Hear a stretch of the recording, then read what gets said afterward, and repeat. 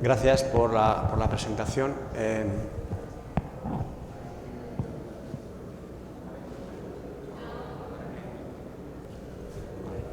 Bueno, continuando con la excelente sesión, voy a abordar un tema un poco más específico, que es el manejo de un síndrome clínico que afortunadamente no es tan frecuente como otros que hemos tratado aquí, fibrilación auricular, síncope, porque tiene unas consecuencias clínicas devastadoras, que es la tormenta rítmica. Y bueno, el título pretende transmitir mensajes de índole fundamentalmente práctico. ¿Cuándo debemos tener en la cabeza la posibilidad de hacer o de derivar un paciente para ablación en este contexto? ¿Cuándo, a quién y cómo? Estos son mis conflictos de intereses. Bueno, aunque no había, o hasta no hace mucho tiempo, conocíamos la existencia de este síndrome clínico, no estaba tan claro cómo definirlo.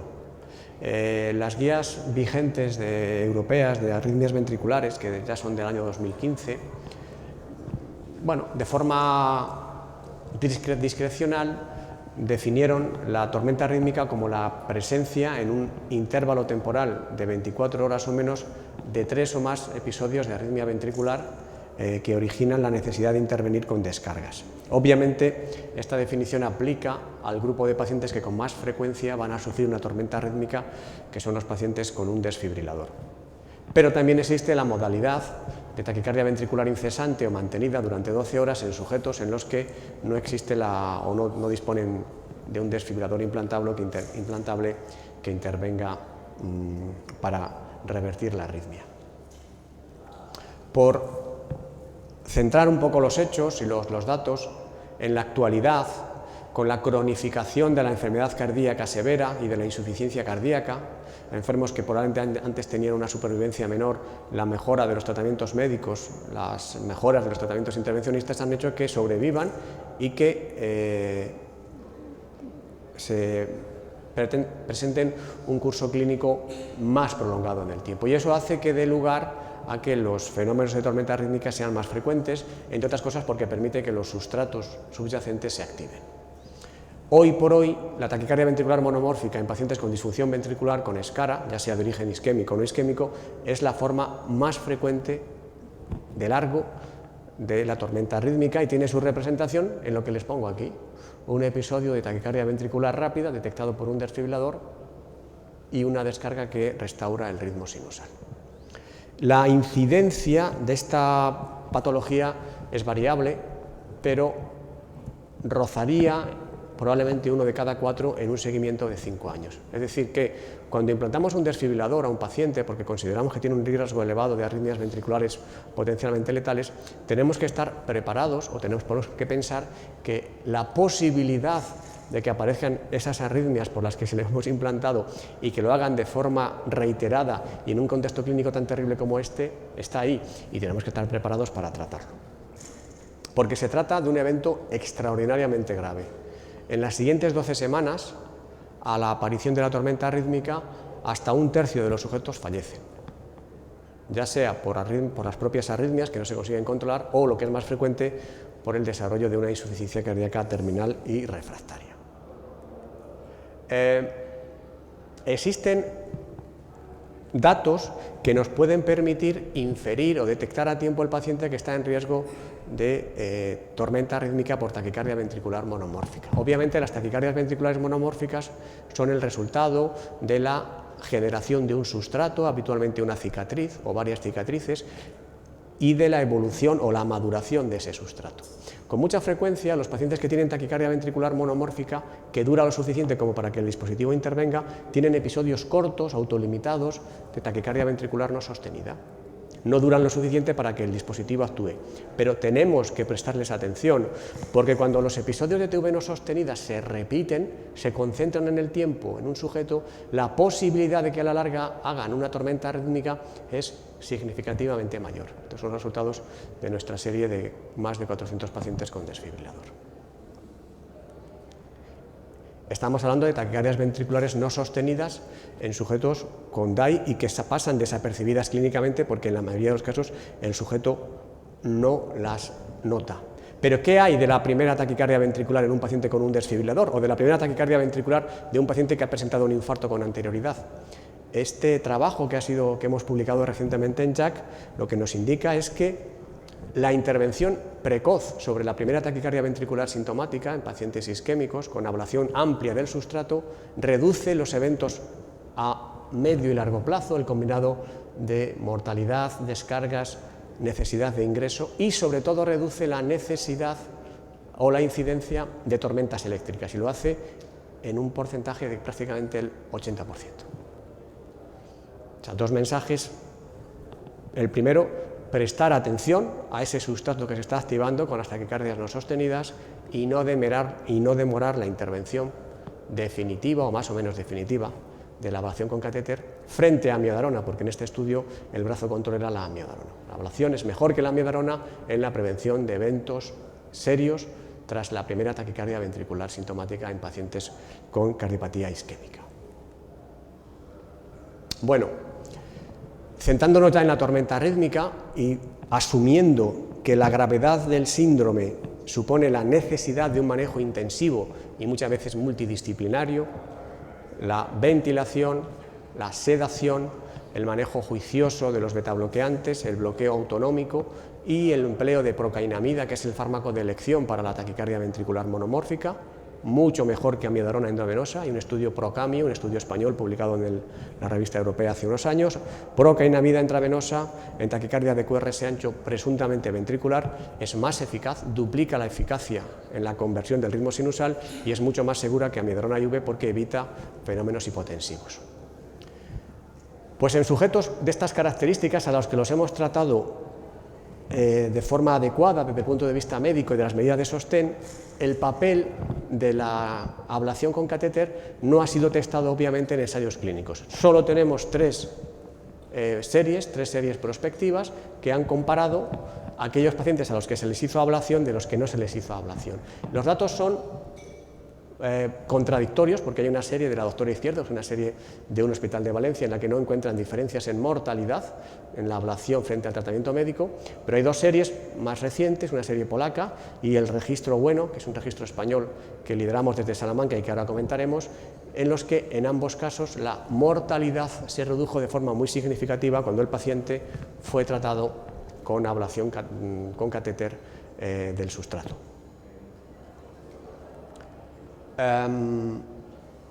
Claro, si ya es complejo un abordaje invasivo de una taquicardia ventricular, el contexto clínico que define la tormenta rítmica lo hace especialmente complicado, porque además vamos a necesitar ser extraordinariamente minuciosos a la hora de destruir todo el tejido que pueda ser potencialmente arritmogénico. Y las claves de cómo se debe plantear una ablación del sustrato en este contexto las tienen en la figura superior izquierda. Hay que hacer una ablación extensa del sustrato, yendo incluso al epicardio, particularmente en pacientes con miocardiopatías no isquémicas, en las que en la mayor parte de los casos el sustrato va a ser la zona basal de los ventrículos, incluso epicárdico, y tenemos que objetivar no inducibilidad de la arritmia clínica, porque sabemos, como veremos después, que tiene un impacto tremendo en el pronóstico. Todo esto, obviamente, implica una mayor duración del procedimiento en un sujeto inestable y como consecuencia, y no hay que ser Séneca para saberlo, procedimiento complejo, paciente complicado, hay un evidente riesgo de descompensación y ya sabemos por la serie de Penn de la Universidad de Pensilvania que la descompensación de insuficiencia cardíaca en el contexto de una ablación con catéter de taquicardia ventricular aumenta la mortalidad del sujeto. Y sabemos también que la tormenta rítmica es un predictor importante de que el paciente se descompense durante un procedimiento de ablación con catéter. De manera que estamos ante un círculo vicioso complejo.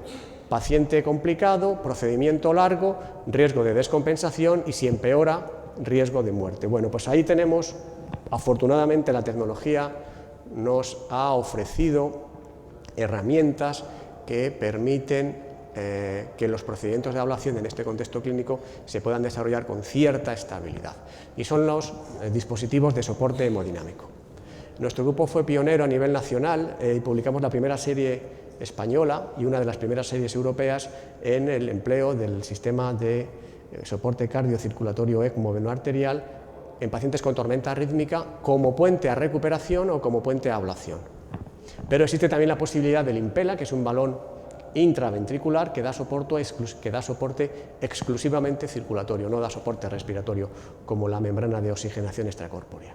¿Estos dispositivos qué nos permiten? Bueno, reduce la carga rítmica, porque mejora la perfusión coronaria, porque reduce la tensión parietal y en la reducción de la carga rítmica hace el procedimiento mucho más confortable. Evita la progresión de fallo multiorgánico y como consecuencia mejora la tolerancia del procedimiento de ablación. Bueno, con todo esto, y como lógicamente tenemos que ser académicos, tenemos que volver a las guías y tenemos que comentar lo que las guías nos dicen en este contexto clínico. Hay 3 recomendaciones de las guías más importantes que hacen mención al manejo de los pacientes con tormenta rítmica. En todas ellas se considera la ablación como una indicación clara en sujetos en los que fracasa el tratamiento médico óptimo, pero no se nos define el intervalo temporal. Y yo estoy pensando en un paciente que tiene una tormenta rítmica en un centro alejado del mío. Tengo que decirle al médico de intensivos que me lo envíe directamente, que lo estabilice, que espere. ¿Cuánto tiempo es urgente? ¿Urgente es ya? ¿Es pasado mañana? ¿Es esta noche? Bueno, pues esa fue el racional, la idea con la que llevamos a cabo un registro multicéntrico nacional, el registro Bueno, que involucraba 4 hospitales de España, con unos 4 millones de personas de referencia y que tenían disponibilidad de ablación con catéter para tormenta eléctrica de forma inmediata. Y la idea era definir cuál era el momento más adecuado para meter al paciente en el laboratorio de electrofisiología y someter a una ablación en el contexto de la tormenta rítmica. Incluimos lo que es la serie hasta ahora más larga publicada en pacientes con tormenta rítmica debida a taquicardia ventricular en pacientes en los que ya conocíamos que existía disfunción ventricular. Eran pacientes ya conocidos que tenían escara isquémica o no isquémica. Todos ellos fueron tratados según lo mejor a la vista de la evidencia vigente y si tras 12 horas el paciente seguía en tormenta rítmica, continuaba con episodios de arritmia ventricular, consideramos que había recurrido y entonces había una posibilidad de que no se hiciera ablación, bien porque no recurriera la arritmia ventricular con el manejo farmacológico óptimo, o bien porque, aunque hubiera recurrencia inicial, el implante de un ECMO o por decisión clínica no se hiciera ablación. Finalmente, en 40 pacientes no se hizo ablación en 64 y de estos 64 se hizo ablación en 20 precozmente, en las primeras 48 horas, y en 44 se hizo ablación con radiofrecuencia transcurridas 48 horas desde que el sujeto debuta con la tormenta rítmica, no desde que el paciente ingresa, sino desde que el paciente debuta. Nosotros la verdad es que pensábamos que el resultado iba a ser cuanto antes mejor. Piensas que tienes una herramienta eficaz, y como casi siempre, pues cuanto antes mejor, ¿no? Y con esa idea analizamos los datos, pero la cruda realidad no fue así. Realmente sí que vimos que cuando analizamos los resultados en términos de mortalidad y de las diferentes causas de mortalidad, los pacientes a los que se les hizo una ablación tuvieron una mortalidad menor a 30 días, significativamente menor. 16% frente a 37%, básicamente una reducción del 66%, y se reducía la mortalidad fundamentalmente debida a arritmias. Se reducía un 66% la mortalidad debida a arritmias, manteniéndose la mortalidad lógicamente por insuficiencia cardíaca. Bueno, aparentemente la ablación podía funcionar como estrategia de rescate en pacientes en los que el tratamiento médico no era eficaz. ¿Pero qué hay del momento? ¿Tiene alguna implicación pronóstica? Bueno, pues la realidad fue tozuda. Y lo que vimos es que cuando hacíamos la ablación en las primeras 48 horas no había ningún beneficio clínico. No había ningún beneficio clínico. Aquí lo tienen representado en las curvas de Kaplan-Meier en términos de mortalidad a 30 días. No había diferencias en términos de mortalidad en pacientes en los que no se hacía ablación y en los que se hacía precozmente, y sí en aquellos en los que la ablación se realizaba transcurridas las primeras 48 horas. En términos de incidencia bruta, fallecían 37% en los pacientes en los que no se hizo ablación, 30% en los que la ablación fue precoz y solo el 7% en los que se hizo transcurridas 48 horas, con una reducción del 67% del riesgo relativo de muerte. Bueno, obviamente esto tiene una traducción clínica muy clara. Los pacientes que ingresan con tormenta rítmica tienen tan mal pronóstico que hagas lo que le hagas en las primeras 48 horas, no vas a mejorarlo. No vas a mejorarlo. Y probablemente solo aquellos que consiguen sobrevivir con las medidas de sostén adecuado probablemente pueden beneficiarse de la ablación. Bueno, a casi el 20% de los sujetos de nuestra serie se les implantó un ECMO, un sistema de soporte cardiocirculatorio con membrana de oxigenación extracorpórea. Es un dispositivo complejo que requiere un alto nivel de tecnificación por parte de enfermería, por parte de intensivos, y lo que observamos fue que cuando se realizaba la ablación bajo el soporte con ECMO en las primeras 48 horas, no se traducía en un mejor resultado del procedimiento en la medida en que el porcentaje de no inducibilidad, que es el objetivo que buscamos después del procedimiento de ablación, era similar. Pero que cuando ocurría la ablación transcurridas de las 48 horas con el paciente con ECMO, se alcanzaban tasas de no inducibilidad muy elevadas. Segunda cuestión práctica, no te precipites con la ablación, en las primeras 48 horas no le vas a ofrecer nada, y si lo vas a hacer después, utiliza soporte ECMO, porque la practicidad del procedimiento, la seguridad y como consecuencia los resultados van a ser mucho mejores. Analizamos la no inducibilidad y, como en otras series, los sujetos que quedaban no inducibles después del procedimiento de ablación, sobre todo cuando se hacía en las primeras transcurridas 48 horas, prácticamente no fallecían. Por tanto, y para concluir, tenemos que volver a recordar que los pacientes con sustrato arrítmico más activo, pacientes que tienen taquicardias ventriculares no sostenidas y que detecta el dispositivo pero no trata, son pacientes que tienen un sustrato más activo y que tienen más probabilidad de desarrollar una tormenta arrítmica en el futuro, pero que si hacen una taquicardia ventricular sintomática, y no hay duda que la ablación reduce los eventos clínicos y especialmente el riesgo de tormenta arrítmica. Que en general podemos asumir que la ablación con catéter mejora el pronóstico en estos sujetos con tormenta arrítmica porque reduce la mortalidad arrítmica, pero que no parece existir el beneficio clínico cuando se realiza una ablación de las primeras 48 horas, cuando la clave es el estado clínico del paciente y las posibilidades de supervivencia no dependen tanto ya de la arritmia, sino del estado de insuficiencia cardíaca.